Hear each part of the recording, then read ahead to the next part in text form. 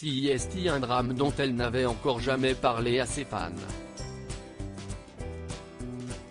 Au cœur de l'émission Famille nombreuse, La vie en XXL, Amandine Pélissard publiera prochainement son autobiographie, où elle évoquera sans aucun doute sa grande famille, son mari Alexandre, sa récente fausse couche, mais aussi des moments de sa vie beaucoup plus intimes comme son enfance, marquée par un terrible traumatisme.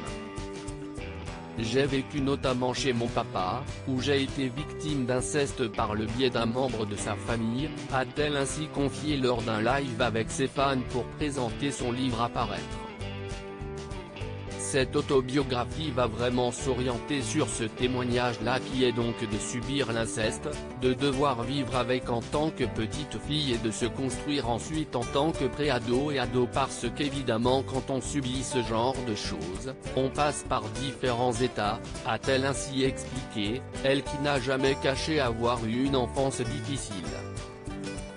J'ai vécu des choses très lourdes chez mon père qui ont dû conduire à une décision de justice qui lui a retiré son autorité parentale et ses droits de visite sur moi quand j'avais 12 ans, précisait-elle en juin dernier. Comment Amandine Pélissard a-t-elle surmonté son traumatisme ? Si Amandine Pélissard dévoile son quotidien dans Famille nombreuse, La vie en XXL et que sa vie familiale n'a de secret pour personne, la maman de cet enfant a donné un aperçu de ce qu'elle a ressenti durant cette période difficile de sa vie. Le premier état est bien sûr la honte, le déni et le silence. Ensuite, les émotions enchaînent et les événements avec forcément, puisque quand les choses explosent, elles explosent dans tous les sens du terme, a-t-elle expliqué.